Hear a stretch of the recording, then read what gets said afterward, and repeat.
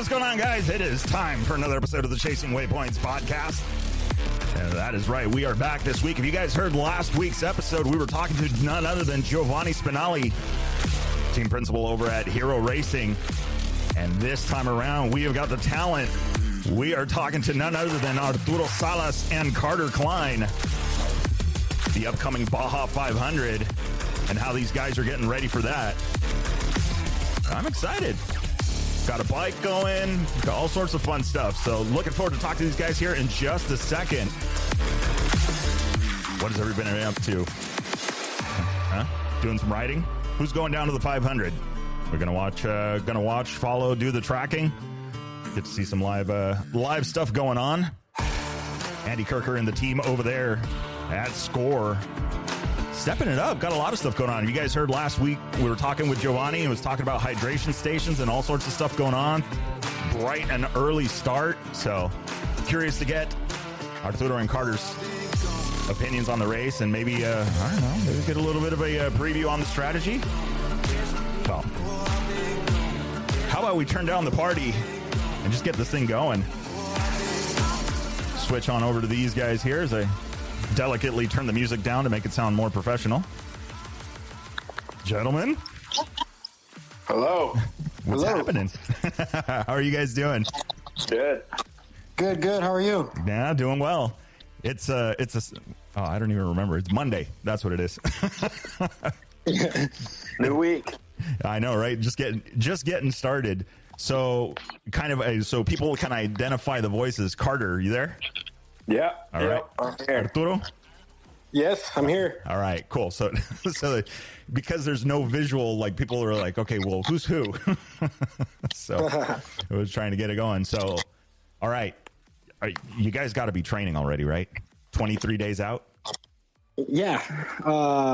So me and Carter both have our own ways of training and physically, everything to do with cardio and endurance and starting off with food, but obviously Baja racing is a little different than like motocross and supercross and NGPC and works type of racing, where it consists a little more like cardio and like really hard trainings, and Baja it's more about riding miles and having long training days, and we gotta train as much as we race, Nice. So Carter's that's been a little bit of a switch for you too, right? Because you were doing a lot of the, like more of the hare and hound type racing. Yeah, definitely a hare and hound. You're training for pretty much an 80-mile sprint.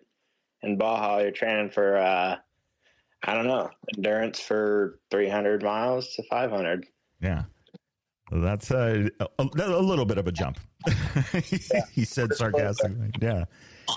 And so this is going to be, you guys, first of all, first and very foremost, congratulations to both of you guys laying it down at the 250. That was a hell of a ride. We were watching, everybody was glued, and obviously I'm cheering from afar for you guys, and see and you guys made it happen. That was an interesting one. I talked to Giovanni about it and how, kind of things shook down. On the clock, you guys were 120 back? At the end of the race with no penalties, yeah. You're saying? Yeah. Yeah, I believe so. Yeah. So that is a tight. So how did you guys divide that up? So, due to prior racing and, having a lot of experience more so in the logistics. I raced in a two-man team last year, 2 races. So it gave me a little bit an idea of how to get this going. Carter not being a Baja, full-time Baja racer just yet. My experience in San Felipe was a little better, and I thought starting the bike, which I've always done, was the better choice to do. And since it was just 2 of us, just divide the race in halves. We thought the best strategy would be for me to start, and since Carter didn't really know the terrain, it'd be good for him to do the second half of the race, even though it benefited him in his type of racing. Mm-hmm. And that was, this year it was the same as usual, right? Up Zoo Road. Yes. Yeah. That was the one thing I never liked about San Felipe. It's you know what? It's Sioux Road. You know, sometimes I've practiced and it's been the gnarliest thing ever. And then I race and I hit no rock and it's like perfect, you know? And then I'll be practicing like, sometimes hitting all the rocks, like almost like freaking killing myself on the zoo road, like just practicing that little section. And then on race day, it's a perfect, like, you know, it's a perfectly clean, like, line. Yeah. So like it switches, you know, sometimes I'm hitting all the rocks on race day and it's just weird. Like it's 13 miles or 15 miles of a little bit of help, but they tend to go pretty fast on race day for some reason. Yeah, I'm going to blame the 63 trophy pre-runners that they probably do a little bit of sweeping. You know, and it helps, or it could be the worst enemy. You know what the worst part of Zoo Road is for bikers is that every line is a danger. Because there's fans out there and they're parked already trying to watch the bikes early on and getting ready for the trophy trucks. So they park in where we make lines where there's no rocks and where it's flat. And that's where they're parked. And we're still within the race course, you know, rules. Mm-hmm. And they're unaware of that because they go right next to the biggest whoops where they want the trophy to go at the end of the day. Yeah. You want to get out there, touch fenders. Oh my gosh. In San Felipe, I've hit a woman, not a woman. How do you say? Her hair, I literally skinned it with my handguard. I almost ran over a kid because he ran across. I've almost hit a car and dogs too. It's just like you never know what you're going to get in San Felipe besides the rocks and whoops. Yeah. Oh, actually, last race, they blocked off a line with caution tape, and I wasn't able to go through the line. Yeah. For some reason, and it's a line, like it was wide. It's perfectly fine. I don't know why they did that, but that sounds like maybe somebody was parked there and they didn't want, you know, they wanted to force you guys down a certain certain line. And I've gone through so many easy ups. Like it's because you're going fast in your line and you're locked in, and you come out of a bush into a straightaway with 60 miles per hour. You know, 40 to 60 miles per hour, and there's an easy up with chairs and everything set up. There's a little fire pit. Oh my gosh. I've dusted so many people. I feel so bad, but I mean, I'm saving myself from hitting them, you know? Yeah. Well, in the car side of it, they always, when I was doing the car thing, you aim for the cooler. You know that the cooler is going to be in the safest spot possible. So you aim for the cooler. I've probably taken out a few too. I'm not going to lie. Carter, you got a run at the 1,000, right? Coming up that section through Zoo Road in the I did it at night. Even worse. Yeah, no, it was cool. The dirt was wet, but I had a scary incident where they wanted to dig a big hole all the way across one of the whoops, so hit that. Oh. Luckily with the rear wheel, not the front. So I rode the front wheel for a couple seconds, but yeah. The longest couple of seconds, I'm sure, you know, everything just kind of slows down. Yeah, no, it was a scary one for sure. I don't get it. I mean, Arturo, I'm sure you've hit, you know, and probably even at San Felipe. Well, actually, let me ask that. So, Carter, you experienced that, you know, that booby trap, and this is long in the tooth. Like, this is at the end of the 1,000, you know, well, towards the end. But, I mean, Arturo, is that still happening a lot? I mean, you're still dealing with a lot of booby traps early in the morning? Or people starting to chill? Thankfully, I haven't ran into some anytime in the past, but I've seen them, but not.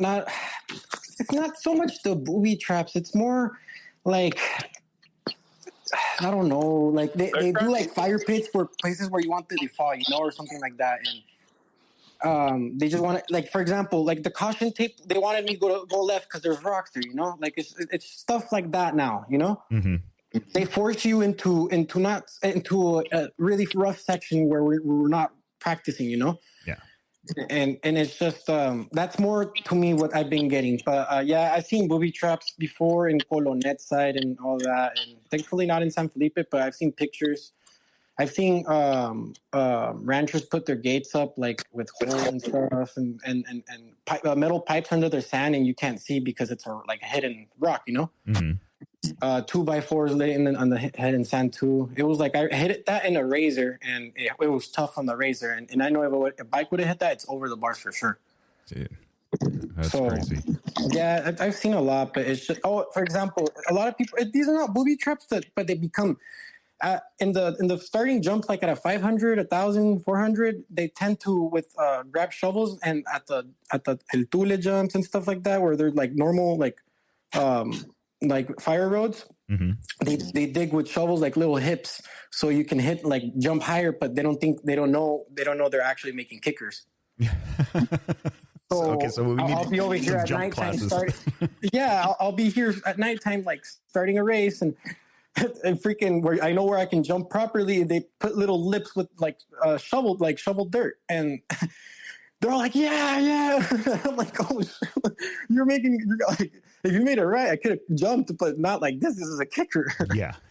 That's the thing is like, okay, do you put that information out and like, hey guys, this is the proper way of building a jump, or they just don't do it. Like we'll jump enough like that as it is, you know, like people, like you're just gonna make risk for both of like people being out on the course, and two, making it dangerous for pilot or rider. For the rider, yeah, absolutely. And you guys got it tough, you know, starting so late. Well, I mean, I'm not saying late. Starting at night, really. Yeah. And, at night and in the back too. Yeah. Last bike. Oh yeah, that's true. Yeah, the guy says it as it gets longer in the day. Yeah. Yeah. So Carter, what? So you did the second half of the San Felipe, and you had the section that caught a few people off guard that I guess weren't paying attention at the riders meeting. Oh yeah. So right at the end of the lake bed, they added a VCPA, which I don't know the feet that you're supposed to be to it, like 40 or something. I don't know. Mm-hmm. But so straight off the lake bed, there was a line where you could just go straight, and then no, it was if you missed the VCP, it's an automatic disqualification. No, there's no time penalty. It was a DQ. No, I know that, but I was saying like with the letter, you need to be a closer distance than a regular one. Mm. Yeah. So they were just like, they went straight and they didn't go right and around. Mm-hmm. You're supposed to like stay right of the lake, or I don't know. It's hard to explain. You have to go around a fire road. Okay. Yeah, that's easy. Where there were some spectators and they were filming on YouTube too. That was the funny part. Yeah, I couldn't understand exactly for that purpose, and it was funny because I was just watching the video and it was just like, oh, yeah. See that, and it was, I think there was score or something related because they knew about that VCP because they were pointing it out as well. Yeah, they were going back and forth, and then they're like, "Hey, like that, they didn't hit the VCP. The Stella didn't hit." Oh man. Yeah. They had like 3 in a row. You had to like hit the one, stay right, and not go straight. It was probably like it was like a little square. It was like a mile cutoff. Yeah. Oh, okay. So they just went straight, and you were supposed to go right and around. Well, I don't know. Maybe I'll catch some heat from this if they ever hear it. But I guess play stupid games, win stupid prizes, right? Yeah. And I know numbered VCPs are like 100 feet or radius, right, Carter? What do you mean? No, numbers? more letters. And the lettered, I know they're like 40 feet. They're like super 40. 30 feet. Yeah, they're like 40. And in this case, these weren't. Since they're lettered, or if there was another VCP added, they say if you miss it, it's DQ. It's not like a 10-minute penalty. Oh wow! So they were well.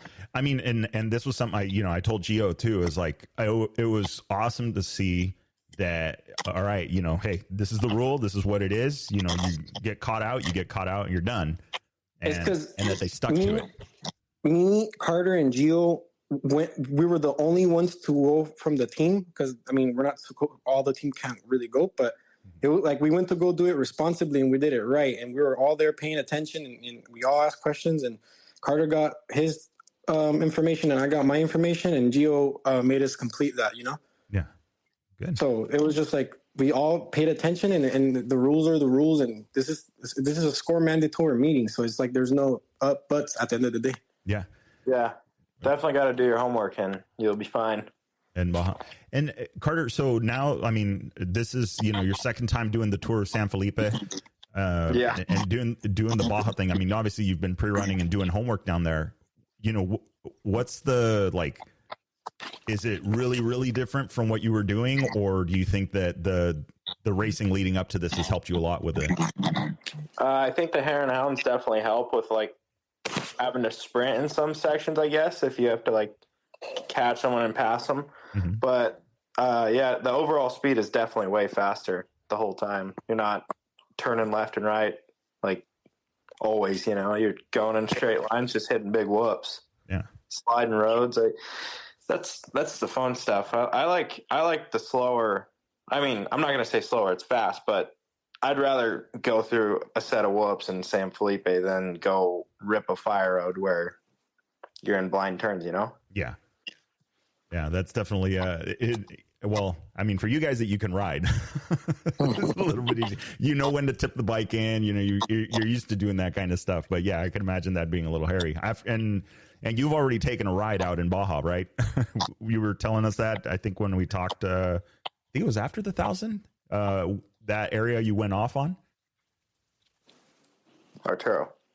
No, it was, I think it was it Arturo, or I thought it was you, Carter, at the 1,000. Was it at the What happened?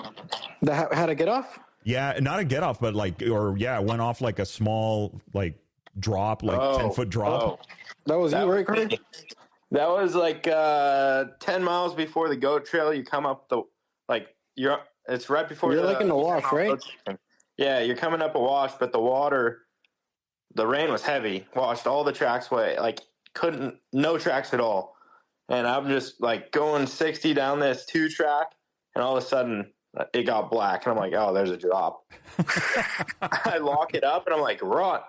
And it's probably, I don't know, 10, 15 feet down. Clayton did the same thing. Actually, I was talking to him, and when he landed, he actually fell, but he got out pretty clean.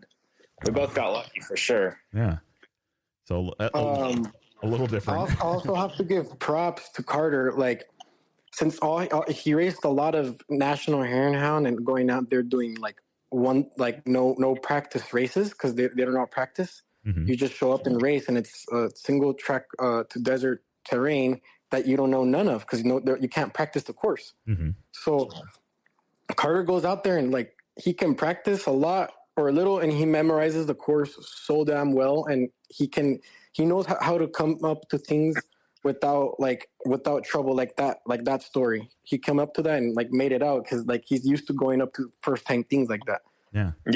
Yeah, definitely. I did not hit that trail pre-running at all, and that night I didn't really pre-run much. I pre-ran once at night, and yeah, I was actually talking to Colton Udall about that section. He's like, oh, I made that line a long time ago, and it turned into a truck trail or a truck track now.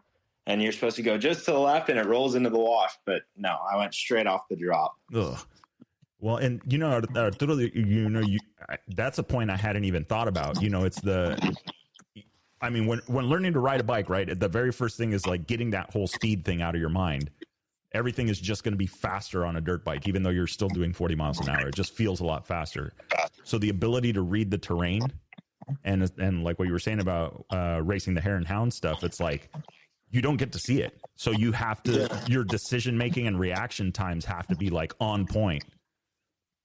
Yeah. And it's not a matter of, it could be anything, your reactions have to be quick because like, it could be a car, it could be a cow, it could be a horse, it could be a dog, a spectator. You're always on your toes, and every day, every single time you go out there, it's going to be different. If it was a bush, a rock, a rut, a car, a house, a fence, every time there's something new. And every time I ride, even though I've gone 1,000 times, I'm prepared for the next time. Okay, the fence moved, mm-hmm. Or it could be shut. Or I know I count my fences, and I know there could be a car near between each fence or road. I count the roads, I count everything because I gotta know the reaction of having a car cross, Yeah. Or whatever. Yeah, definitely. I mean, you think about the stress of it, and having to have that on your mind as you're trying to, do the job. It does not help. So how do you guys like, I mean, that's something too. So with 23 days, right before the Baja 500, well, a little bit less now at the time of airing for this, but we're roughly 20 days out. And what are you guys doing? Like, are we stepping up the training? Are you guys doing more?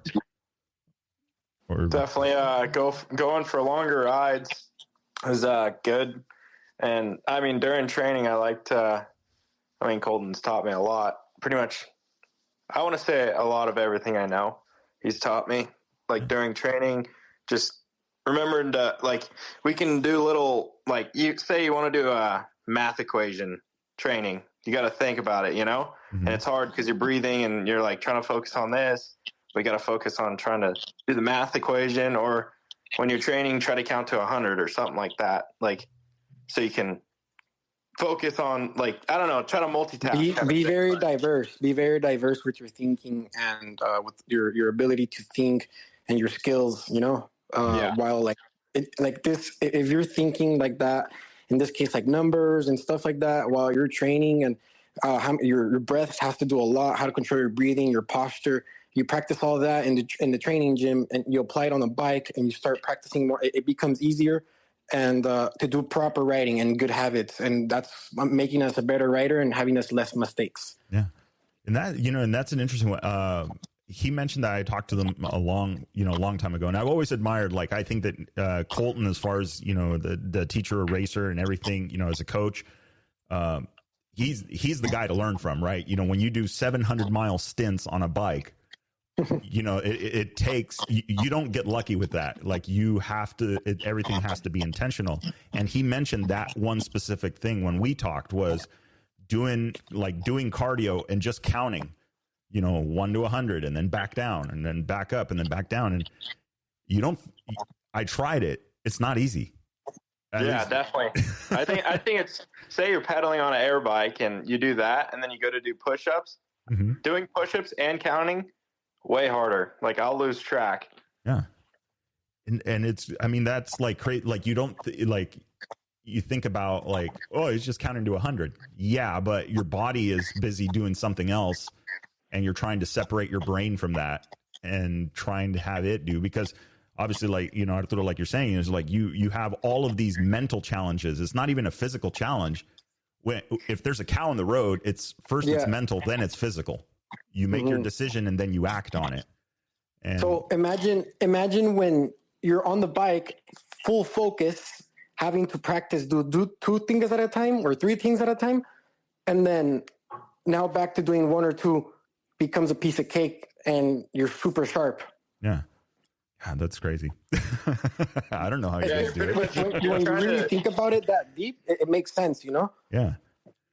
Dude, that's, you make your training harder, so the racing's easier. Yeah. In the end. I feel like that's like the Manny Pacquiao thing. You fight, for twice the length of a normal fight. So, you get to the end and you're only halfway through, and you're what would be another day at the office. Yeah. Me and Carter. Okay. So say we were training for this 500, we're doing a bunch of seat time, we're doing a bunch of cardio, endurance, strength, etc., eating well. Once we get down in Baja, a week and a half prox, we train 4 to 6 days nonstop every day, from morning to night or night to night. Mm-hmm. For example, this 250, we both averaged the same miles of practice. So we divided the whole race. I did the first 120 or 40, Carter? Which one? How many? You went to 120 moto. I did the 120, and Carter did the other 160. Yeah. Correct? Yeah, so exactly.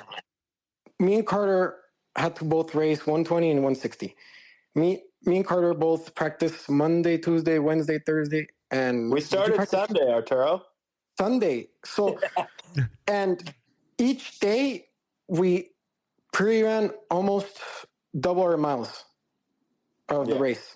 So, for example, I would pre-run either the same amount of my race or double almost. So I would, for example, the first day we just did a quick run and we did a little bit over 100 miles. The second day we both did our runs like 3 or 4 times, and I did a 200-mile day or 200 and something day, and then Carter would have a 180-mile day or 240. Mm-hmm. So we always did a lot more or a little more or equal to our race day miles before coming to our race. So coming to the race day, freaking one day, and we did the 6 days in a row. Yeah. So you're more. You get to the end of the week and you're just thinking, like, it was a piece of cake getting through these miles on race day, just a little faster, exactly, and stressful, whatever, and harder, but competitiveness. But it went by so fast and so clean because we went to go do our homework correctly. Yeah. You know, it's interesting for and I guess to kind of relate it to, you know, the listeners abroad, is it's like the first time you drive home to your new house or to your new residence versus 3 years later when you've been doing that every day. And now you don't even think about that left turn. You don't think about the right turn. Hell, sometimes you make it all the way home from work and you don't even remember even driving. Yeah, that's a lot. Yeah. I was talking to my buddy Grant Kaywell. He's actually going to Ironman the 500. I was telling him about a section that he pre-ran with me. I'm like, hey, did you see this rock on the inside? And he goes, dude, there were so many turns. You're not going to be able to remember every single one. And I was like, trust me, you will. Yeah. There's always I mean, you know, I just think about it. I mean, maybe unrelated. First time in a 5/1600 was out at Plaster Shitty, and first race with my dad, and I still can literally, as I'm talking about it, I can picture the drop and I can picture the whoop that was sideways that sent us for a roll. So you remember, like you said, Carter, you remember them. Yeah, exactly. Especially if you hit it. Yeah, very true, especially if you hit it. Running, I didn't see this fat rock in the middle, and it was like a wedge, perfectly square, brown, like completely covering one side of the track, to side, about, you know, like it had a little bump on it, right? Okay. Holy cow, it sent me freaking almost over the bars. I was riding like Superman for a couple of seconds, and I landed back on the seat. Okay, the whole section, I was like, remember the rock, remember the rock, remember the rock. And I went around it, not by one track, but like 2-3 tracks, because I did not want to be anywhere close to that damn rock. You're all, ooh, cooties. Yo, yeah, I said, I am not going to hit that rock again. Yeah, and you know, it's funny, and I mean, I guess I know you guys, when you start, it almost turns into target fixation. It's like you start thinking, don't hit the rock, don't hit the rock, don't hit the rock. Damn it, I hit the rock. You know, yes. You could be, like you said, you could be, if you would have been one line over, I guarantee you would have hit the rock. Something would have happened, you would have bounced just right, and you would have hit, you know, you clip it or whatever, but it's just weird how it works. Sometimes, yes, when you overthink it, it turns out worse. So now, we like, when you get a little more practice into and more confidence into your writing, I mean, not every day it could be the same, correct? So you just start not getting like letting that rock bother you or whatever it is. It's just now going with the flow. Okay, and just, okay, there's a rock here. Okay, forget about it. And then you can go around it, you know, like it's just, you know, okay, rock go. You just keep forgetting about them and you focus on the next one, the next one, and the next one. Coming back to the focus thing, you know? Yeah. It feels like like when I remember when I first started on a dirt bike, I could ride like literally 5 miles before my hands were killing me and I wanted to stop. And I think what you're saying is like, it turns into that difference from when you first start riding that you're looking at the front fender to where you actually start finally raising up and looking, you know, further out and realize that, you know, that all of this terrain in front of you doesn't matter. You should have made a decision a long time ago. I actually, got the opportunity to ride in Denver Saturday, and they thanks to David, he let me borrow his Husky 350, and we were riding out in Denver, and it's these like two tracks from like quads and dirt bikes, and it was pretty sick. I was next to Pikes Peak and whatsoever, but I was really cold and uptight, and then I was trying to figure out the bike because it had recluse, and I kept like stubbing up the corners too quick. Then I started looking up. I was like, what am I doing? I just got to get back to the good habits. And I just started looking up a little further to the next turn, to the next turn, to the next turn. And I was able to start flowing a little better, you know, because it would flow with the Recluse. It wouldn't have like the motor brake. Oh, that's right. So I was like, I was struggling a lot because I like to flow with motor brakes sometimes, or I know how to feel. Everyone knows how to feel like their bike, you know? And since they didn't have motor brake, I was running into almost every single tree. Not really, but it was getting close. Yeah. But I just started looking up and doing that, you know? Yeah. Yeah. You get out of that, you know, micro decision making and think more long term. It's weird, but that's kind of what it is you're just not like focused on the next 3 feet, you know? I actually downshifted and I started riding a little bit on the higher end. And then when I got the hang of it, I would let the Recluse flow or upshift and at least have it a little bit on the gas so it would work, you know? So that brings me to a good question. What do we think? Recluse, yeah or nah? Nah. No. It's very fun. No. It's very fun to use. Like I enjoyed using it a lot because like it was cool to just like stop in first gear and second gear and not use your clutch. Yeah, it was fun. It's pretty cool to practice on. I actually know Zach Bell raced on a outover clutch on a Kawasaki on the 450 Pro class, and he had one of those, and he raced really, really good on it. Yeah. But yeah, it's for fun, but I wouldn't use one. Wouldn't do it. So no. That brings me to, here's a good one and I'll start with Carter. You guys are now Honda, right? Is that we're not treading in any dangerous water? No, not at all. All right. The waters are clear. Nice. So in talking to Gio, he told me about the SLR bike and getting on a Honda, but now this one, you guys are building a bike with Colton for the 500. Yeah. So I'll actually be doing some of the work building the bike with Colton's guidance, obviously, because he knows pretty much everything about a Honda. Yeah. So yeah, that should be good to really. I mean, I'm not going to say I'm going to build the whole thing, but I'll be a part of building the bike, which will be nice. It'll be cool. Yeah. Well, I mean, and that's important, right? You gotta know the bike, the ins and outs, because of course, if something happens, it's not going to be in the pits. You know, it's in the middle of nowhere. Yeah, exactly. Yeah. So, I mean, from what you've seen already and what you guys have done, I mean, are there some pretty noted differences between the two bikes? I mean, not giving away trade secrets, but do you feel like the bikes are maybe built differently from SLR to Colton and what you're building?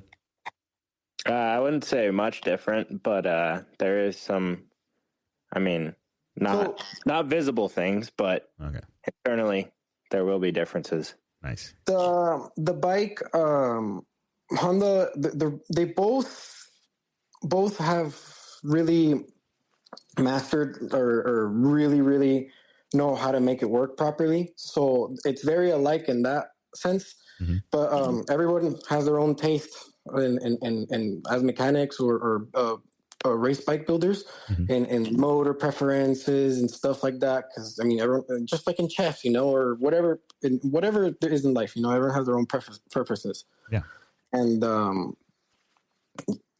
we're very excited to work with Colton. We know he knows how to work on Hondas very good and has a lot of knowledge in not only building bikes but in racing. So it's gonna be a big help for us, and definitely excited and looking forward to doing this with him. To doing it, and both of you guys were on Austrian bikes previously. Yes. So what is the like? You know, from going from, you know, an Austrian bike to the Honda, I mean, is it a better tool for the job? Is it like, are there anything like just fundamentally like, okay, this bike is better than... It's completely different bike, a whole different riding way of riding it too. It's not only a different chassis, different subframe, everything, different suspension brand, the weight, the power, the clutch, you know, everything's different. Not only in that, mechanical sense, but the riding sense. Since we're riding a 450X in this case, it has a 6-gear box. It's a more chill bike, but it has power and torque, and we use it more on the higher gear instead of the higher revs. Interesting. And it handles very, very well in the rough and in the whoops. It stays straight and it plants very well. But when well set up, you know, it's just comfortable. It doesn't tire you out. Mm-hmm. Which, I mean, for long distances is definitely. I've had a lot of people ask me about, like, what do you prefer down there? And I'm like, well, if I'm racing down there, I'd like to be on the Honda because the chassis is softer. Mm-hmm. But if I go to a Hare and Hound, I don't think the Honda turns as well. So I'd rather ride the Austrian bike, and you're not smashing whoops forever, you know? So yeah, you can deal with the stiffer chassis. Mm-hmm. Then you know what? Yeah.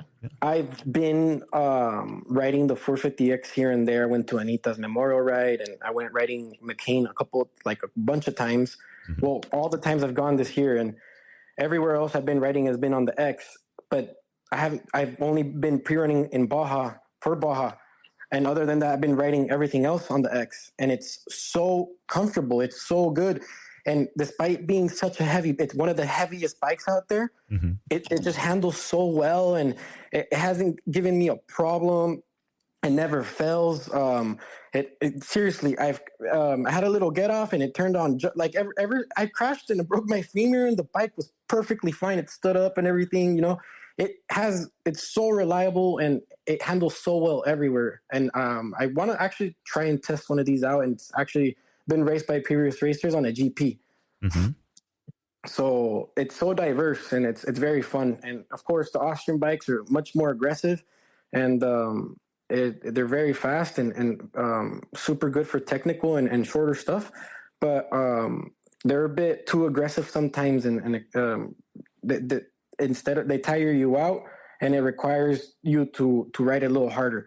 Then on a Honda, you're just riding a big couch, you know, and going everywhere at a steady pace, and not letting the bike work you too much. You know, as you're more riding the bike at a nice pace and flow. Yeah. The energy you have to use on a Honda is almost none compared to a KTM. The difference is the weight, but it's very, very good.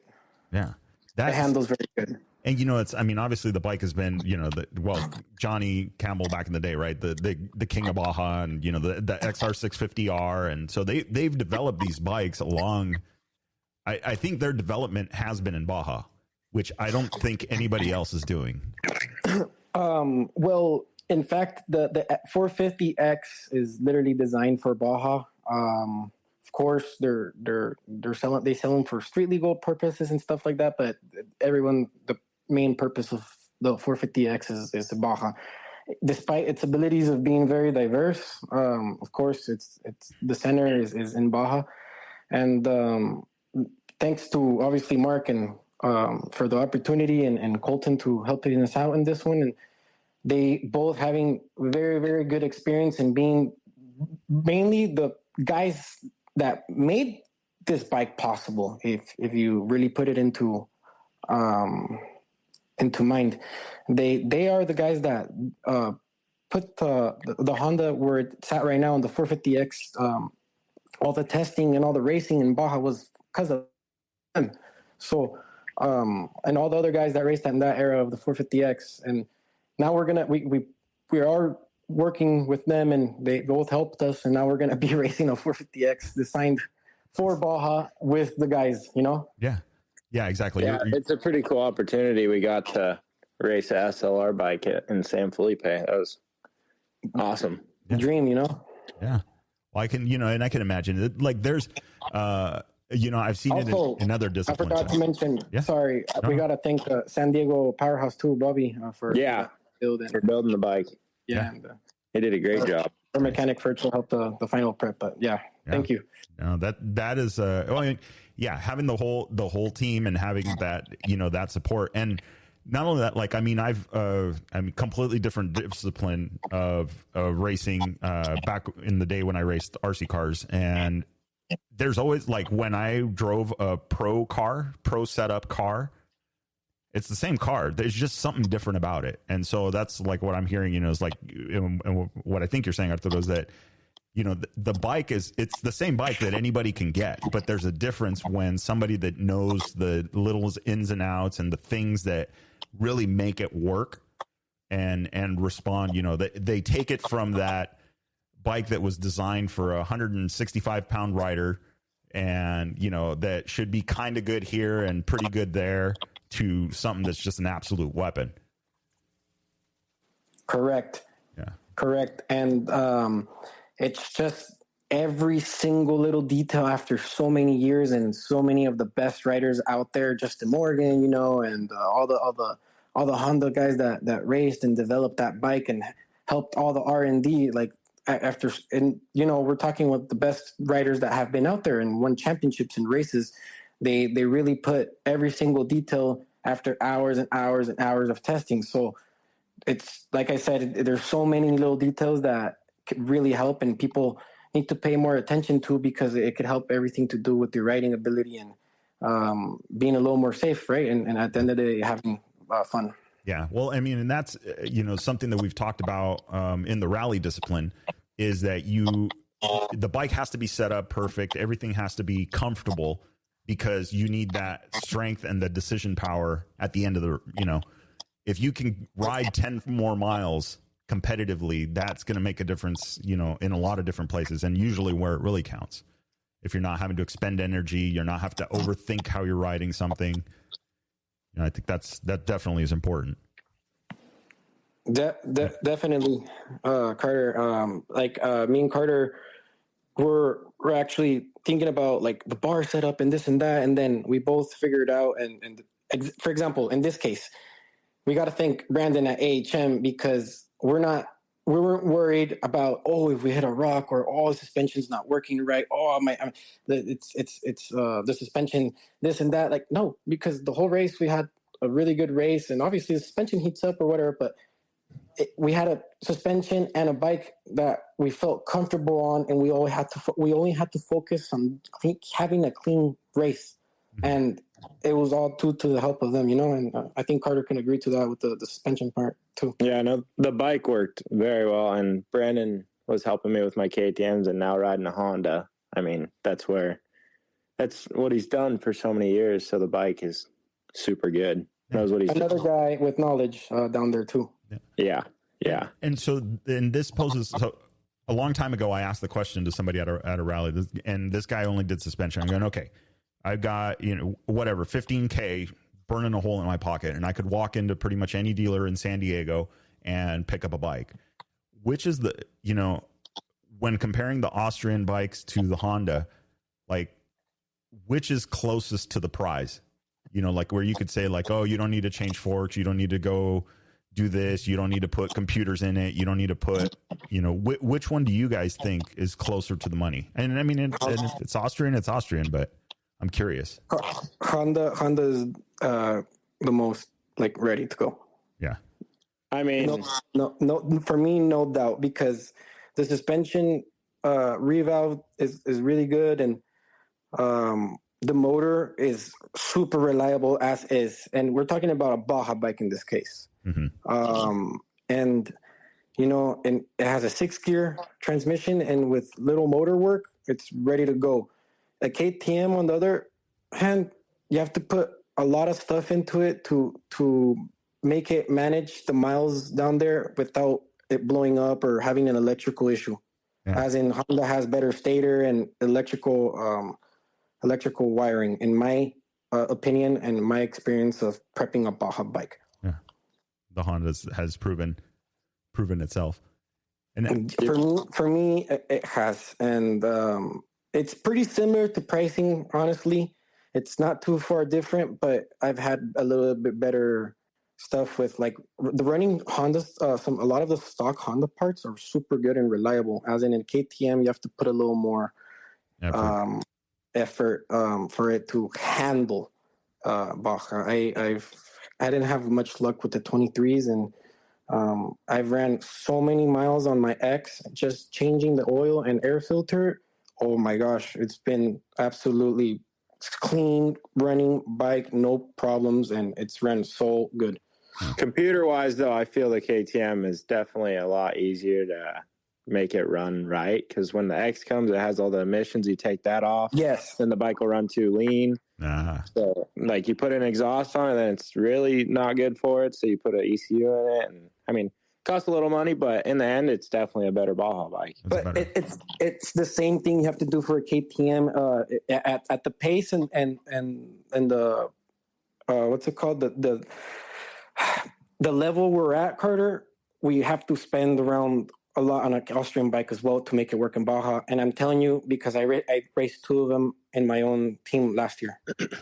Yeah, no, definitely. My Hare and Hound bike was not stock whatsoever. Yeah, I had to put a computer, a super large tank, and I have to modify a bunch of things in the motor to make it work. Very good to get it to go. Yeah, I've heard some stories about the 450s, particularly from the Austrian brands. But so something that I'm curious about, and Carter, you just mentioned it a few minutes ago. You worked with AHM on both the Austrian stuff and now on the Honda. So right on a level playing field, it ends up being WP versus Showa. Yeah. Is there with the same tuner, which is interesting. So for you, which one was more comfortable? Well, so Brandon actually, I'm going to go into detail right now. On the internals of my cone valve, I didn't actually have a cone. We had a mid-speed valve, so it was a lot more like tunable. It was shims instead of a shaped cone for oil to pass by, right? Yeah. I don't know if I could explain it, but I don't know if people will get it. No, but there's some fundamental things that the sticker says one thing and yeah, no, exactly. So it's a cone valve, but it's coneless. So it's more of a show of work, I guess. Yeah. Is what we were trying to get it to do.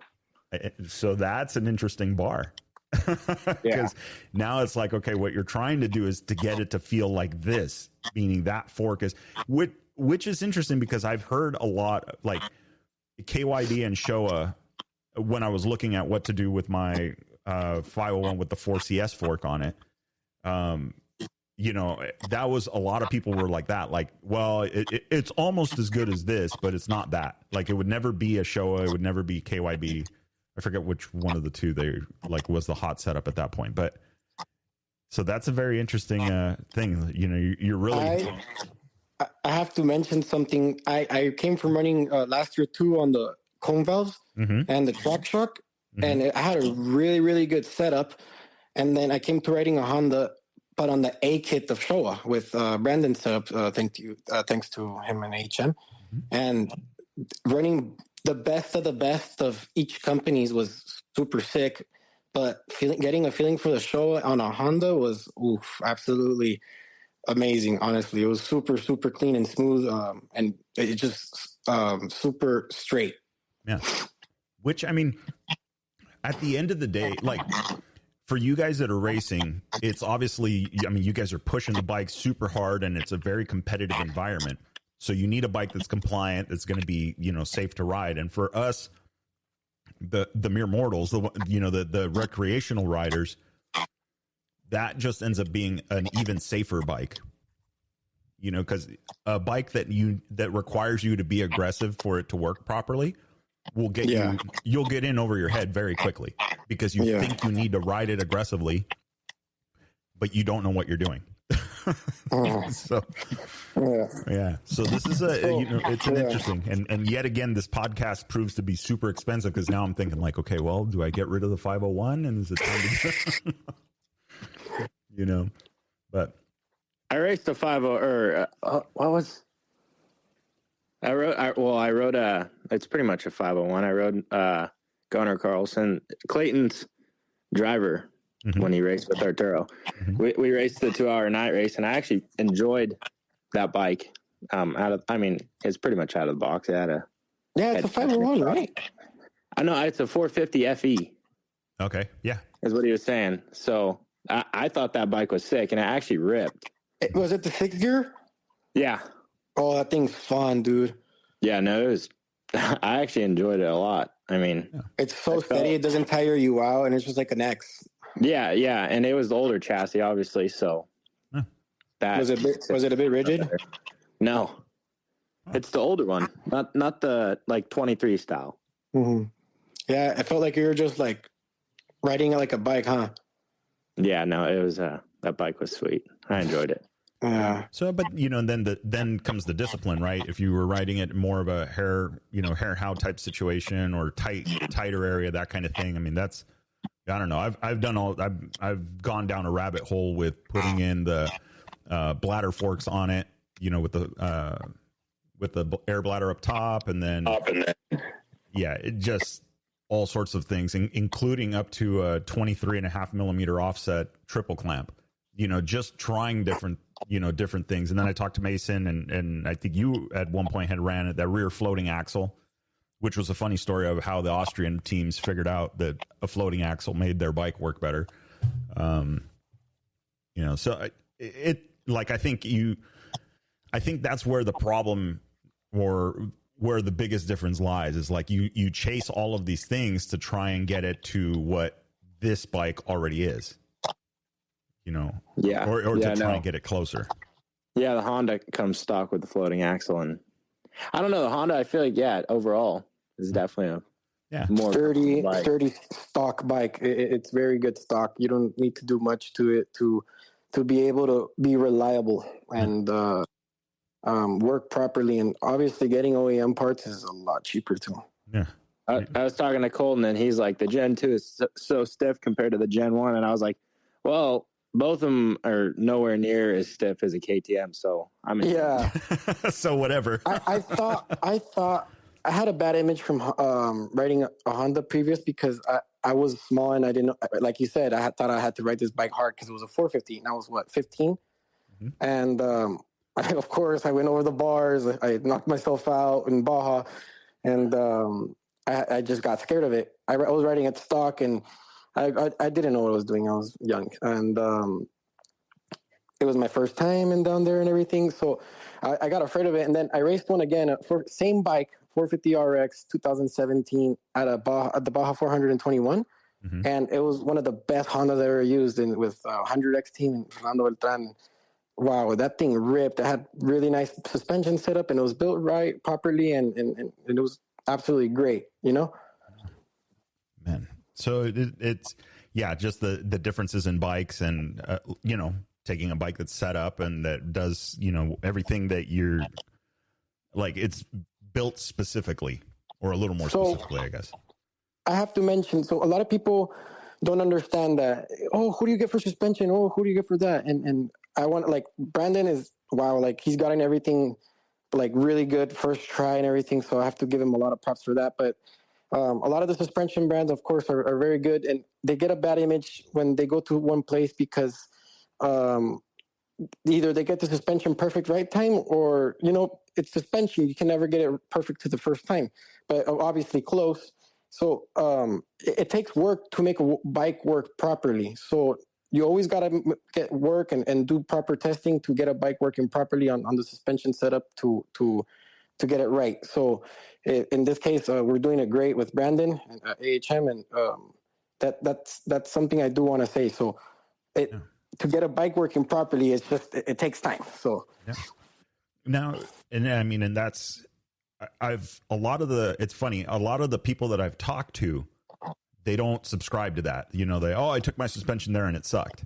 Or they didn't exactly. It's like, that's exactly what I hear. Yeah, it's like, well, wait a minute. Well, but then you talk to the tuners, and I started with Ty Davis, mm-hmm. and he said, so give me a few tries. Don't, just jump ship, but what he said made a lot of sense. It's like, you need to have, like, you're not exactly what you just said too. You're not going to get it right on the first try. You're going to get it kind of close, but you need to ride it and then figure out, like, okay, this is what I like, this is what I don't like, and then take it back. But if it's always going to be a first date. People go out there and just start riding, and they're like, oh my gosh, I almost hate shit, this thing, like, oh, this and that. And I'm like, bro, like, you got to take time and go like, why did it do that? Why did it do this? How are you going to fix it? Okay, is it rebound? Is it compression? Was it under acceleration? Was it under braking? Was it in a turn? Did you hit something? Yeah. So everything's a why, when, and everything is a question, and you got to figure it out to make it work properly, and not just like the suspension, the triple clamps, the bars, if the frame was retorqued, Yeah. Which is, I mean, gone down that rabbit hole. There's just so many little things to that. Like, yeah, did you properly, like, I now torque my suspension while the bike is on the ground under load, under its own weight. The last 3 bolts on the linkages and all these things that just kind of, you just change the way you do it, and it all adds up to a difference. Which actually, and that that kind of brings me to a point is, so between you and Arturo, like, how do you guys figure out the bike? Like, could you guys like literally just switch bikes and you're good to go, or do you feel like, I like the clickers a little less, or I like this? Is there a big difference between you guys? 40 pounds. Yes, that 30 pounds and a bunch of how tall are you? 6'1", 6'2"? Yeah, I think 6'2". And he's 6'2", and I think you're like 6'3", honestly, but he's like 6'2", and I'm 5'10". So it's a big difference. But funny thing is, me and Carter are very good at getting on any bike and riding it as is. So we both have that. Well, I can guess we could call it a gift, because we do have a lot of experience in riding different bikes, and we can hop on any bike and just ride it. But even so, having a proper bike mechanic and suspension, we can both ride it to our best ability and make it work right. Yeah. Which is, that's got to be important. And what you were saying earlier too, it's kicking and it's doing this. I'm like, well, another thing I think of, and the reason why I haven't done a lot more is your riding form so good that it wasn't you sliding back in the seat because you just hit something pretty hairy and you kind of, got out of the way and loaded the bike wrong because you did that, like, I guess that throws in a whole nother factor. So that's the riding style of it, Yes. Me and Carter have very different too. Yeah. Who do you, between you guys, one of you feel more aggressive than the other, or is it just we're both pretty aggressive, honestly. It's just, since Carter's a bigger guy, he can ride the rear wheel better, a little more. Mm-hmm. Than the forks, but I ride a little more like elbows up and over the bars a little bit more than Carter. He's a little more hunched back and attack position. We have a little bit different, but we're both pretty aggressive coming up to stuff. Yeah. Well, and that's true. The height, the weight, the position has to be different, because the pegs and the handlebars are going to be in the same spot. So, but we're both very diverse, and we get comfortable to the same bike right away. And again, we can get on any bike, and it feels at the end of the day we'll get comfortable on it. But especially if we both agree on the same things. Yeah. Awesome. So, okay. So let's get, Baja 500 coming up.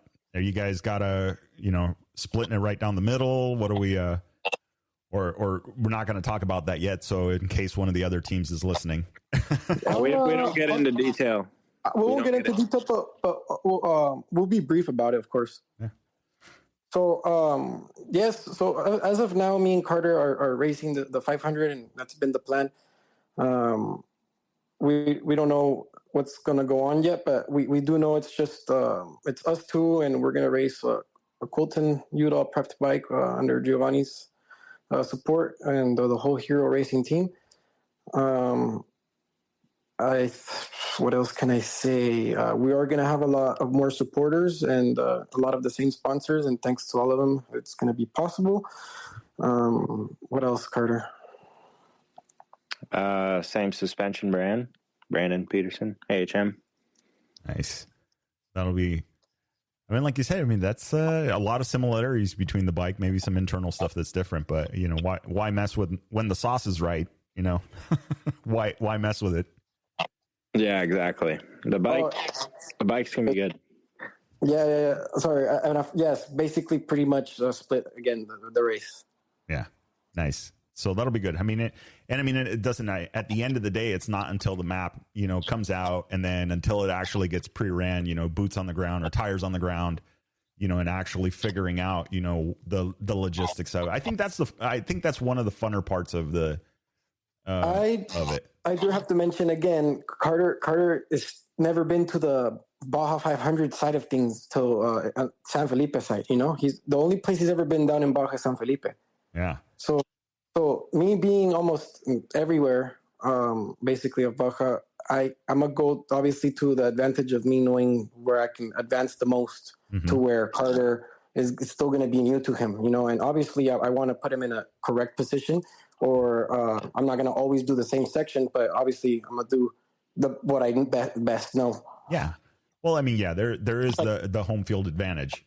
I've done the start and the end and the whole middle section the whole life, every single Baja, so not only just Bajas, but I've gone on so many trips, and that's how I learned it, actually. When I was 14, 13, 12, my dad would take me on rides and Polaris rides, and I've been going there since I can remember. Yeah. So, it's just like somewhere I know, and I'm pretty good at, and Carter is basically good everywhere. He can ride anything. And he's very smart. Again, National Hare and Hound stuff helped him a lot, being very smart on first time goes, and he knows how to get or adjust to any type of riding. So I feel like he can help me out with that. Yeah, that, I mean, definitely and I'm sure then that means Carter, I don't think you haven't ridden the coast, have you? No, I've only been in San Felipe. Only in San Felipe. Yeah. I'm particularly fond of it, and I know, Arturo, you if I asked you, I bet you could tell me every turn between Herendida and Santo Tomas. Me? Yeah, I don't know. I mean, that's, everybody does that. That road. Actually, I've been there a bunch of times, but no, I've never raced it, so I can't tell you. Oh wow. Well, I mean, even just riding. I know it. I've been there a bunch of times on the Polaris too. I've driven it. I know it's a bunch of turns and a bit cliff to the left going to Herendida to Santo Tomas. So yeah, I remember very well. But in the brown dirt, the reddish brown dirt. Oh my God, that stuff is like clay and sticks to everything. Don't wear white boots. They'll turn brown. They will permanently be brown. They'll be the color that A-stars never knew they had. Or get them brown. Herendida brown. A-stars. So but if you ask me that to from basically all Manzanada all the way to Mike's, I can tell you every single turn. Yeah. Yeah. No problem. And freaking, what's it called? From the Alamo and going down to El Coabuso, from El Summit, all the side of the Saldaña, Mm-hmm. Yeah. So yeah, they use the same, right? I mean, this is bad, right? They score, same clopped out road every time, and so it's like they do, but it's the desert. It changes. And then they find a little section, or they didn't get permission to run through this ranch, so they're going to have to cut around and go this way. And so there's always little changes, but it's so fun. They ran a tractor through a whole side of a ranch for a couple miles, and there was just these big, huge hills, and like they're giant like hill rollers, and it was so fun. And especially when it rains in the desert, everything washes out, and it's like new. Yeah, that's true. And we've been getting some rain. I don't know if we're going to get rain between now and down the 500, but I mean, it'd be nice. It'd be nice on race day. It's always, it's always nice. Always rain is positive for racing. So no, we want dust. Actually, we want dust because we're gonna start first. So no rain. It's fun, but no rain. Wait. Only rain whenever we need it. Yeah, is that what you were saying, Carter? Yeah, exactly. We want all the dust. We're running a paddle tire. Pretty much. We want everything. In fact, since it's going to be nighttime, we're going to have the advantage of starting first. And we not only it's going to be nighttime in Ojos, from Ensenada to around kilometer 77, there's always fog. Yeah. So you're not only fighting, if you're behind the rider, you're not only fighting dust, but foggy dust with wet and like the goggles getting a dust layer on top of them. Mm-hmm. Like this paste looking type of thing. Yeah. It sucks. It does. I've seen it. I've experienced it, and it's horrible. And even the worst is when it doesn't even look like it's misty or cloudy, and you're still getting it on your goggles. Oh, I had that at the 1,000. Yeah. Oh, I'm sure. Yeah, because you finished into Ojos Negros, right, Carter? I don't know. I went to Matome to Honda House, kilometer 70. Okay. What time is it when you get there? Like 1 or 2 or something like that. Yep, just around that time. It starts all the way to 5 a.m. It's when it clears out. But every single time there's fog and a little fog, dust, and there's just this pasty like in your goggles. Yeah, it was hard. Yeah, there was. It's interesting when we were racing the 1600s, and it was the Don Hatz here in Chula Vista, famous engine builder. And he's the one that said they used to go and pre-run the coast section at night during the fog, and they would just keep doing laps and laps and laps and laps and laps. And that was, some of his teammates were like, nah, like we're done. Why do we? He's all, because when you get here on race day and it's shitty and it's foggy and it's all of this, you're just driving home. You're not thinking about how far it is to the next corner. You already know how it is, even though you can't see it. Yeah. And, and I mean, and that's it. Two things. It's competitive, but for you guys on the bike, it's safety, knowing that stuff. It's really hard for us to do laps and stuff like that because it's very late in the night, and we always try to take advantage of our daytime racing too. So we are practicing. So every day cannot be just for nighttime, for daytime. No, we're doing both, Mm-hmm. So but yeah, we always try to get a run we always try to pre-run as much as we can around our time that we're gonna be on that section. Yeah. So like you said, you're gonna like the dust. I've always pre-run at least a couple of times the section that at the time is gonna be like the fog in the morning. I try to always get to replicate the race day start at least twice to do it good. And the nighttime you can do as many times as you want. It just gets late. Yeah, exactly. Just you have to. I could see where it's more of a production to be able to do it that way. Exactly. Rather than, but no. Either way, I mean, it's smart. If you know to expect the fog, then like, all right, well, do we need yellow lenses on the lights? Am I wearing a different set of goggles? Am I carrying an extra set of goggles? Am I, I guess all the other 2 towels. Yeah, how many towels we're running? Is my jacket right? Yeah, so much of it. Carter, quick. So, have you made changes to your kit from racing, the Hare and Hound stuff to Baja, or are you wearing the same, tools and everything, all kind of similar? At a Hare and Hound, I only carried a little Motion Pro tool pack thing that had like 8, 10, 13, 14, regular screwdriver flathead. And now, I have a whole waist pack and a few more pounds to the weight. I have a little side story. Uh-oh. So, Carter got here to my house, and I was getting my gear bag ready, and he and JoJo stayed for 2 nights, Carter? 2 nights. Yeah, right? 2.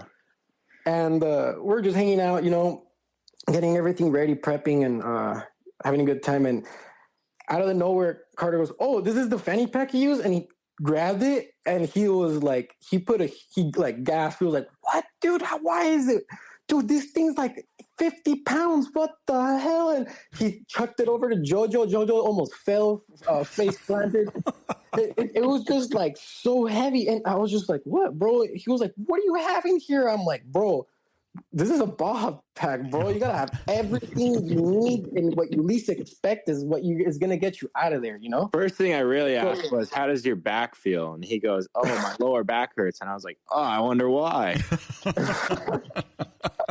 I mean, yes, I over carry sometimes, and I like to have everything because every time I'm out there, I've had to use something, but not just for myself, but for others. So, for example, I have every single thing that I would need for like me to get out if the bike broke down, I have a tie down just in case someone needs to pull me out. I've had experiences where me or someone had to be pulled out. stuff like that, at least things like a little paper to write with, a lighter just in case I need to take the night. Yeah. So radio, water, I don't know, snacks. Yeah. No, it's definitely smart for sure. Yeah. Starts. In this case, we have to have enough space for a radio and a spot and the Stella, because we got to do the Stella exchange. Oh yeah, the speaker device or whatever. Oh, sorry, yeah, the speaker. Yeah. So that's, I mean, yeah, I could see that. I'd be curious to see, to know the actual number. Like, all right, here's, me in street clothes, and then, all right, Baja ready, helmet on, radio, everything strapped in, like literally ready to jump on the bike. This is how much weight I gain. I can actually tell you how much my fanny pack not fully equipped was. I went to the plane, and on the way there, I had to pay an extra $100 because I was overweight, 7 pounds, 7 pounds, something like that. And on the way back, I took the fanny pack out and I put it in my other luggage, and it was 48 or 49 pounds, like 1 pound under the limit. So my fanny pack is like almost 8 pounds. I think I took a blanket out. So it's like my fanny pack's like 5 to 6 pounds at least. Yeah, man, that is, and that was just tools. So, but it's not bad because I don't have it like dangling. I have it strapped to my waist really hard. So it's just another extension of my body. Mm-hmm. And it's not like it's not bad, I feel like Carter gave me like crap about it, but no, it's not that bad. Yeah, Carter's bag is like 1.5 pounds. Yeah, I get on the bike and it doesn't squat. I get on a bike with the fanny pack and it squats. Yeah. Yeah, the sag is a little bit different. Actually, we do test with weight. Yeah. We gotta get spot on race bike for everything. Yeah. Now, I mean, this is just total, BS. But like inside the tool bag, are we talking about like Motion Pro titanium, tools and or are we talking about like the Craftsman drop forged or Harbor Freight? We're talking Harbor Freight here. That's why I cracked up. I have a few nice tools in there, of course, but yeah, everything's Harbor Freight. All right, yeah. I mean, that's the other thing too. Is if for some reason it ends up in part of the Baja, you don't want it to hurt too bad. It's because that's how it is. A lot of people go out there and take their snap on, and everything like super nice. Obviously, the power tools is different, but for hand tools and stuff like that, you get like what you really need down there for what you're willing to get lost. For the extra parts box and the fanny pack stuff and all that stuff just to make it work. Mm-hmm. You don't want to take nice tools out there because like they're not meant to go. These are racing tools. You got to take the nice proper tools, but they don't necessarily need to be top end, Yeah, they just need to be enough to get you out of a pinch. Yeah, we've lost tools or broken it or used it to replace things or to modify something, and you got to get rid of it, and it won't hurt to break a snap-on. I mean, sorry, Harbor Freight than a snap-on. Yeah. But then there's those diehards. Yeah, of course. But I mean, of course, there's people that can do it. I can't. So, but if I had the opportunity, I would do it, but it's for me, it's just like, I don't want to spend the extra money to either lose it, scratch it, or just mess it up because that's what it's getting in the fanny pack. Yeah. Well, yeah, and then you never know. It is Baja. For all you know, it ends up as a spoke, or it ends up as a shifter, or a brake lever, or you let someone borrow it, or you let somebody borrow it. Because you always help down there. Mm-hmm. You never know. It's just funny because you'll be out there and like everything you have on you is worth something, because if you get stranded or something happens, it's not like you can walk for help or get something to a store. Everything is worth something down there. You never know if it's going to work to work as a shifter or etc. Mm-hmm. Yeah, there's always I guess it's just a matter of like the experience and then just thinking about it. Like, okay, well, what can I use this for? Or like you said earlier, like, okay, if I need to get pulled out, the bike won't start anymore. What's my next thing? And do I have the equipment to be able to do that? I've I've always been scared of having oh shit, like what do I do? I don't have this. I don't know how to do it. I don't know, like, I'm not really a good bike mechanic, like internally, but I can get all the easy fixes done, and unfortunately I have had to do that in races before, where thankfully I've had everything I need and I know what to pull out just in time to fix the bike or try to fix the bike because I have all my tools. So it's always good to have always all the proper tools. Obviously, don't overtake. You're not going to switch a top end out there, but you're going to definitely fix a relay or anything so you always got to have the quick tools that, you got a lever, a brake lever, something to get back straight, or, an extra brake pad for a ride, things like that. Mm-hmm. Yeah. Stuff that, sometimes, the unexpected, but they're not really that unexpected. It's enough to end your day kind of thing. Mm-hmm. Yeah. Zip ties, there's sometimes zip ties, you put them on a certain spot on the bike where you can just grab quick. Mm-hmm. Yeah. Try and put more of the stuff on the bike and not have to carry it as much, because 8 pounds doesn't sound like much, but I bet after a few 100 miles, it's a lot. I mean, after a lot of work and a lot of exercise and a lot of riding, I'm pretty used to it. Yeah. And I stretch a lot, and I try to rehabilitate my back with massages and PT type of stuff. So, yeah, nice.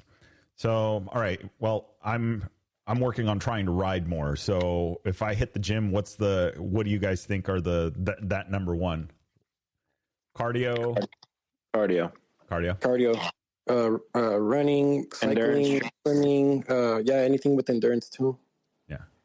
Rowing, Stairmaster, a lot of push-ups, a lot of own weight exercises, because at the end of the day, if you do a lot of weight or anything beyond, you can't do anything over 20, 25 reps. It's not good, because at the end of the day, you're going to grow muscle. And when you get on the bike and you get arm pump, that's because all the blood is flowing into your muscle from the growth.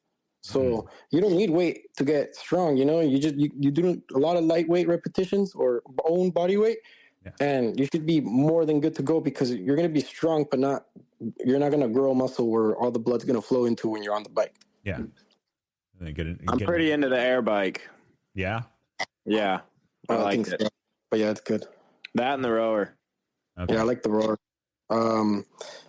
Also, just when you're on the bike, you want to ride there's nothing better to train for dirt biking than to doing it itself. So just as much as moto as you can, and starting off with that, doing the best learning the best habits you can do. So any little things, okay, you got to go with someone to correct you, or either, like, everyone has their little bad habits that they need to fix, And I always think, okay, like we were talking earlier about the focus, like the 1, 2, 3, 4, 5, the same thing. While I'm riding, I'm always thinking, doing proper riding, because it's going to help my technique to any situation. So I'm always on my toes. I'm not putting my foot down, because if I need to get out of this turn and hit a rock or anything, I'm prepared. Mm-hmm. Yeah. So yeah, I've heard that. Yeah, definitely the seat time one. And it's interesting when you said that it reminded me of I did the Off-Road Smart class with Josiar Carrasco. Yes. And one of He's actually a big part of the team. Nice. Yeah, Gio mentioned it as well. Him and his dad, you guys are all kind of in part of the team, but yes. He said something that always stuck with me. He's like, a lot of people will give you riding advice, and people have gotten really good at riding the wrong way. And so the advice they give you comes from a good place, but it doesn't mean it's right. Correct. And it just stuck with me, and I going, yeah, that's totally, it's totally true, and it's not until you get like coaching and then you actually see, or you really pay attention to like how everybody's riding. Like when you look at the pictures, when you look at the videos, I think that whole trying to mimic that and trying to figure yourself out, I think is probably the best route. But I guess, like you said, that only happens riding. Or you look like an idiot in the gym trying to do it on a bench. What is he doing? I think in this case, like, there's always a base to the proper riding, but everybody has their own just like we have personalities, we have riding styles. So everyone has their own way of doing it, but there's always a base of the right doing or the proper technique on the bike for the best outcome. And it's been not just proven, but tested and over all these generations of supercross and riding. Like there's always a good base of how to properly ride a dirt bike and how to put your toes and your arms and your chest position and your back and your butt and your legs, because when you are riding in this position, you can hit things and are more prepared for everything. And you will have it would be easier to hit everything and not have a mistake because you're in the right riding position. So if you were to hit a square edge or anything, you're already prepared, and the bike and your body will react as it should. Mm-hmm. Stuff like that has a lot to do with always the base of the right riding position, but everyone has obviously their own way of doing it. Their own way. Yeah. Yeah. I mean, setting yourself up. Good habit again. Correct. Yeah. Like you were saying. Yeah. Man, that's a whole nother world. I mean, I'm looking forward to doing more of it, but it's like, damn, there's a lot to learn. I'll just have to do, I live over by Proctor Valley, so I'll have to do a lot of, just getting used to the bike.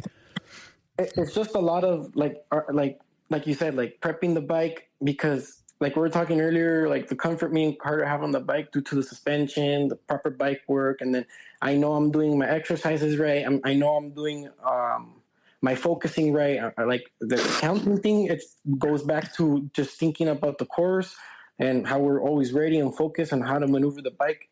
And in this case, our riding position, we're in the right riding position. So we're not worried about if we hit a rock or something, because we'll absorb it and ride the bike how it should.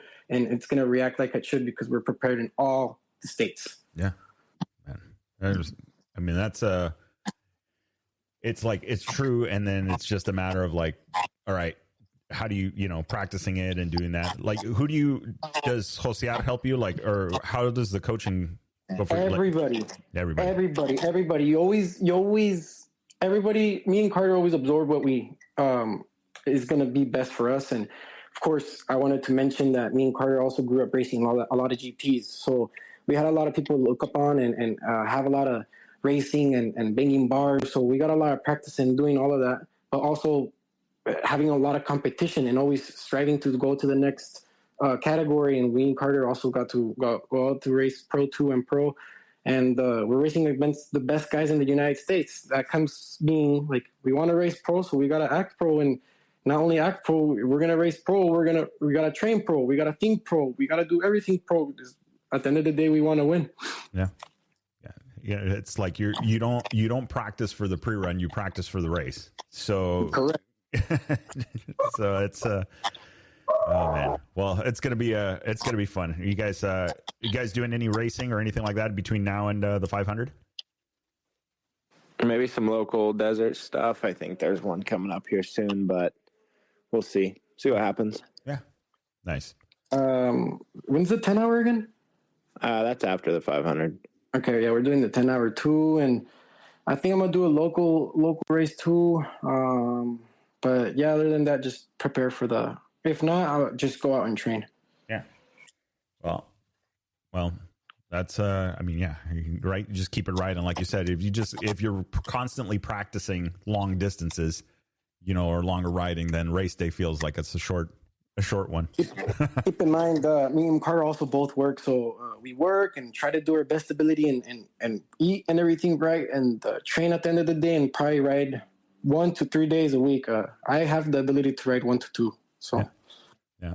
And then there's always that In-N-Out burger that gotta have it. Keep in mind, we can eat In-N-Out burgers maybe the whole week. It's just a matter of how we're training and dieting the rest of the day. Yeah. I used to go work out to the gym and go eat In-N-Out right after because I needed the amount of carbs and protein for the next day. To put it back. So, that's true. And sometimes people, I don't want to eat In-N-Out because it's going to make me fat. No, it's not the In-N-Out. It's what are you doing to burn that, or why does your body need that?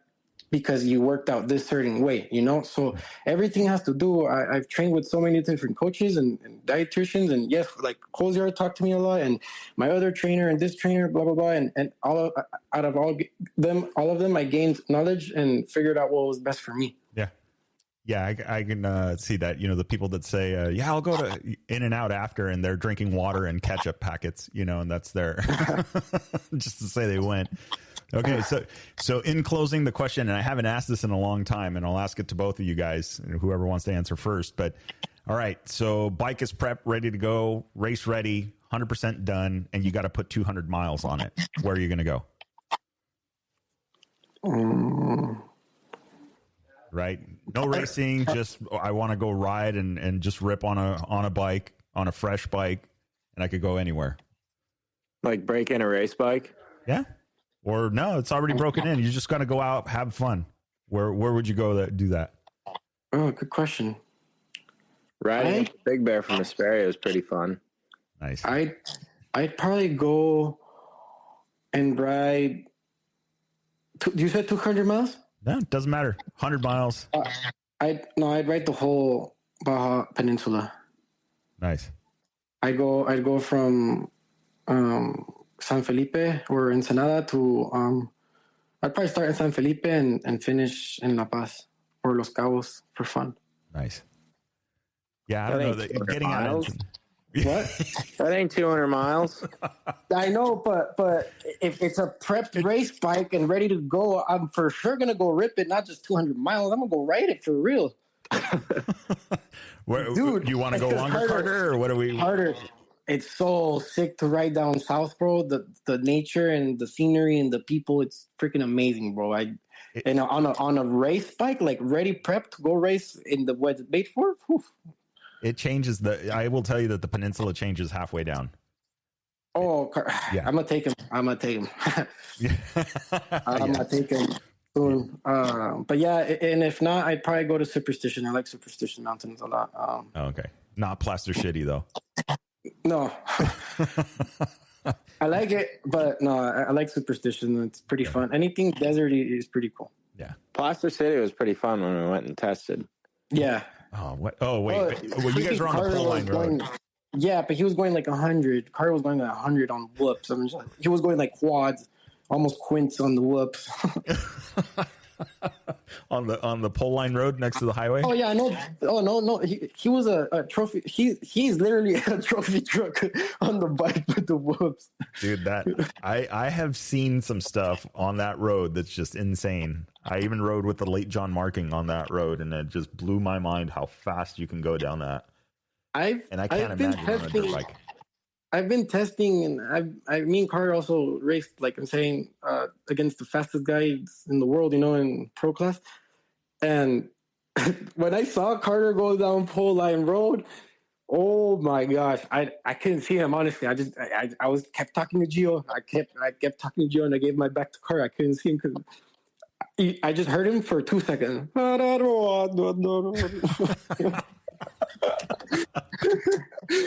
And I would pass and I go rock, and then Carter goes.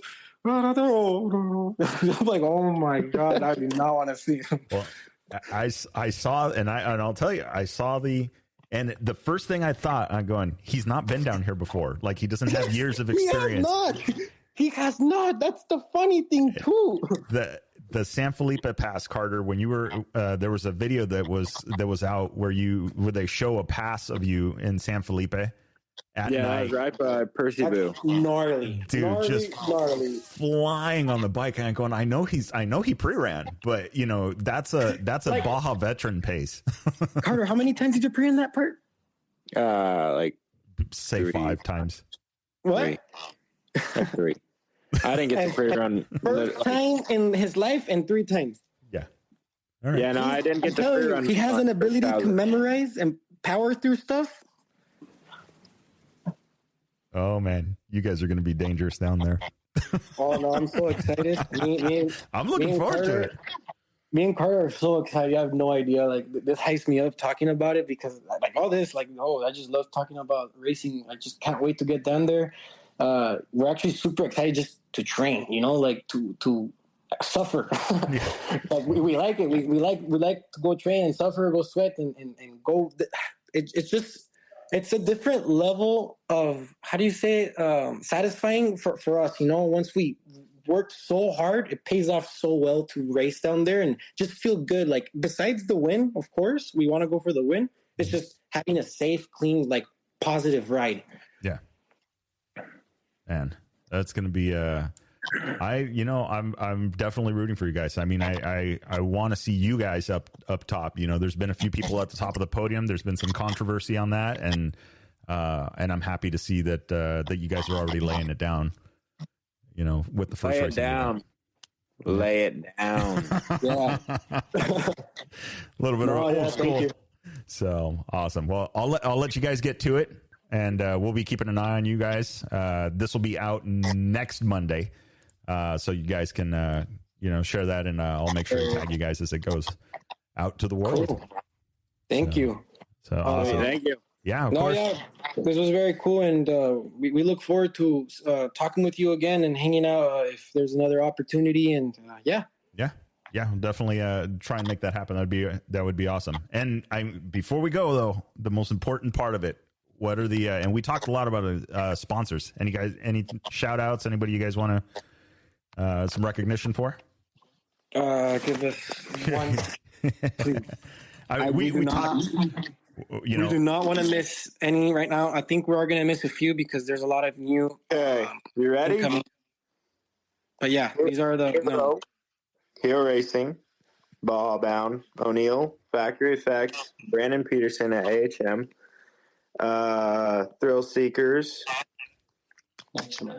Maxima, Dunlop, Vase Power Sports, Nitro Moose, Nitro, Right. 100%, Ojo, Calle, Core, ASR, Petro, Core Off Road. I said Core. Sorry. I'm just giving you guys a hard time. We got to practice those podium speeches. Cherubies, USA, Plastics. There we go. Virtual Prep, Dirt Kings, BXR, Jose Carrasco Racing, Too Much Fun Promotion, My mom and dad. my parents, my uncles. ASR. Visa, MasterCard, American Express. Who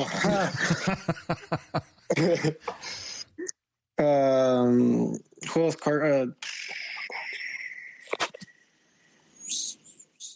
I don't know. I'm looking at, I had looked at the sponsor list on the Clayton ride, and I'm like, yeah, that's a lot of the same guys.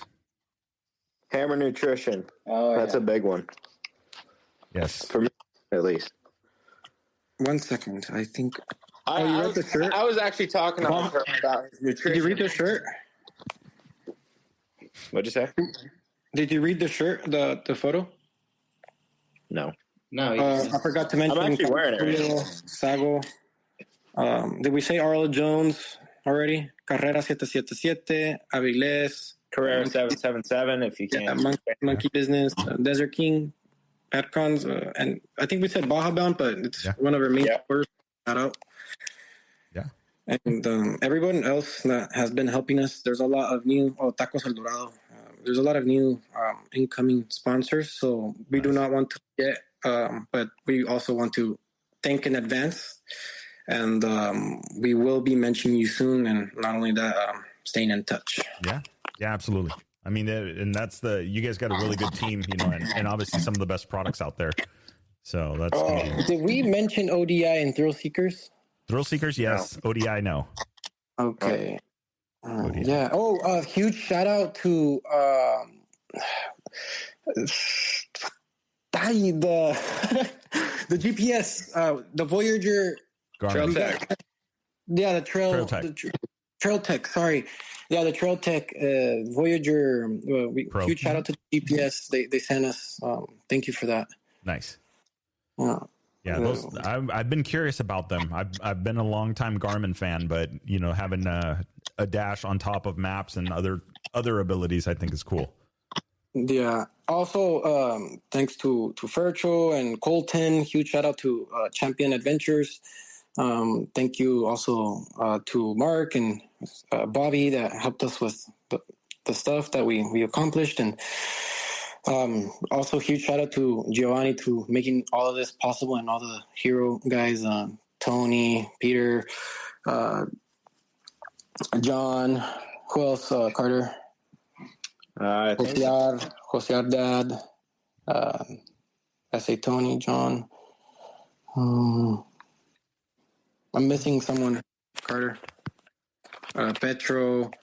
All of the hero racing members, you know, they really make all this possible and put a huge team effort and just become a big family, you know. Paul Thomas, Troy Pierce, John Griffin, of course, I already said Armando, and did I say Tony Hammers?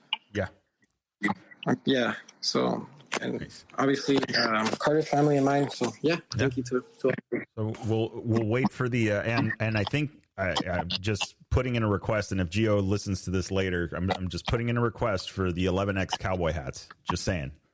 Oh, we are planning that. But yeah, we'll figure that out. I want to say something. I started that thing. Okay, so I know you were one of the first I saw. Yeah, I've been wearing that since San Felipe 22. So where did you get it, Arturo? What was I going to say? I forgot to mention thanks to Ish Racing as well, and thank you to them. Nice. Arturo, yo, you got to tell them where you got the hat. Oh, there's a story behind the hat. Yeah, there's a little story. There's a story behind the hat. Let's hear it. I've always liked cowboy hats and the boots and all the style. And I grew up in a Mexican family, but never really got the opportunity to dress like that. And the time I did, I just outgrew them. And then as I was older, I just was in a public school in Chula Vista. So I didn't get to experience any of that. And then when I grew older, I liked the style, and I was one time at the line crossing the border. I saw this guy with hats, and I told my sister I'm gonna buy that black hat right there. And she was like, "No way, $40, let's go." I took it home, and I had nowhere to wear it because I didn't like. I was not gonna go to an event or anything soon. So I was like, "Where should I wear it?" I'm like, "I'm gonna wear it in Baja, and I'm gonna just start wearing it with my Vans." And I liked how it looked, so I worked. I started wearing my hat and put some stickers on there, and put some Vans on and jeans, and the style looked pretty cool. So. And eventually, some people started sending me pictures or started tagging me that they started buying hats, and they tagging me with their pictures. And some dads sent me a picture of their kids wearing the hat, and I thought it was really cool. And because the inspiration, you know, and I never thought of it like that, just because I thought a hat was pretty cool, and now some kids want to wear them, you know. I thought that was pretty cool and neat. So I wanna keep it living up to the hat, you know. That's awesome. Yeah, it's good having a story behind it. Now we just need to make an official team one. Yeah, that'd be cool for sure. Some hero something. Yeah, nice. Well, excellent, guys. Well, I've taken up enough of your time, but I greatly appreciate you guys taking the time to talk with us. And yeah, I'm looking forward to it. You guys are going to get hopefully some new fans around the world. We got that'd be awesome. Live in, I think we've officially crossed the 100 country mark. So that's awesome. Yeah. So I just want to also mention, make sure to, if you want to follow us or anything like that, me and Carter are on social media, and we make sure to film all of this and put it on YouTube, Instagram. So make sure to follow us, please. Yeah, we got and I'll put the links down in the description, but we got at Arturo Salas 335. Yes, Arturo Salas 335 on Instagram, and on YouTube, Arturo Salas. Well, you can find me as Arturo Salas. Mm-hmm. And TikTok Churro 335. Nice. All right. Yeah, and I got it. Okay, cool. Yeah, so I'll share the links, and then I know Carter is also on the Instagram. Carter Klein 64. I think he disconnected, but it's Carter Klein 64, and I think TikTok is the same, and on YouTube, I don't know. He doesn't have YouTube yet, I think, but he's out in my videos, and nice. Yeah. Nice. Yeah. Oh, he got kicked out. Sorry, he doesn't know why. Oh, yeah. No worries. Well, awesome. Well, yeah. So we'll get it out there, shared, and man, I'm pumped, man. I want it to be the 500 already. I want to see how you guys, get on. We're excited. Stuff, so. we want to win. We want to have fun, and we want everyone to have fun and just have a good experience. At the end of the day, it's something that brings us all together. And even though we spend a lot of money, I was about to say something about a lot of money. It's our passion. So we just want to be happy, and that's the goal at the end of the day. So, and be safe, be the safety of everyone. Yeah, absolutely. So excellent. All right, man. Well, you guys enjoy, and we will talk to you soon. All right. Thank you very much for having us, and appreciate this. Yeah, absolutely. So thank you very much. You guys have a good evening. All right. Have a good one, guys. Thanks. You too. Bye. And see you later. All right. So there you have it. Arturo Salas and Carter Klein, Hero Racing. Man, I'm pumped. It's been a minute since I've been excited for a Baja race, you know? Now I got to figure out if I'm going to call in. Never mind. They may be listening. Anyway, so yeah, this is awesome. I mean, it's great talking to him. You know, Giovanni started off, he had his goal, you know, he decided what he wanted to do after the 1,000 last year, and has been able to get this thing together and moving. And obviously with the talent of Arturo and Carter, Arturo bringing up a really good point that I hadn't really thought about, that, you know, with Carter, the ability to ride racing or racing, it's one of those things, like, if you can think about the part where we were talking about, and this was, if you heard the episode with Colton Udall, he mentioned that, and then both of the guys alluded to that, you know, being able to exert yourself and count at the same time, you know, something as simple as that makes a big difference on when you're riding a bike. Now, speaking of simple, something as simple as always racing in an environment where you're not allowed to pre-run the course and you're not allowed to practice it, you know, that turns into a skill, you know, being able to make those decisions. The ability to read the terrain becomes just that much more important, that sense, you know, those things. So it's interesting to see, you know, that mixture. You know, that means that, you know, you think about like end of a long day, you know, end of a longer stint after a lot of pre-running. If it's been a few days, you know, both of these guys, obviously with the talent, you know, Arturo with the experience down there, Carter with the ability to read the terrain on the fly. It's going to be a really, really good combination with him being able to come up to something and be able to make a decision quicker than maybe the next guy. The next guy depends a lot more on his pre-running or on their pre-running than maybe Carter would, you know, so, or just that, the ability, you know, if they're going to be doing multiple laps, you know, he goes through there one time and he has the ability to remember this, that, and the other, where other guys, it's something that it's like repetition. So I think this is a really, really good combination. I'm happy to see Carter down there racing. You know, obviously him and Mason have been doing very well in the racing realm at, you know, with Core Off Road, with his, with mom and dad, you know, supporting him, Lisa and Larry, and making them, you know, I'm not going to say making them, but, you know, supporting them in their efforts in racing and getting them out there and making it happen. So very awesome to see that stuff. I'm excited for these guys. You know, like I said, I want to see this. I want to see this already. Let's get to the Baja 500. So with that being said, guys, a little bit longer of an episode, almost going on 1 hour and 45-ish minutes. So hope you guys enjoyed. I know this was a long one, but it was an awesome time talking to both of these guys, and we're looking forward to keeping up with Hero Racing. So if you haven't already, check out the description. I'll have their follow links there for you guys. And remember, it'll make sense when you get there. Enjoy the ride.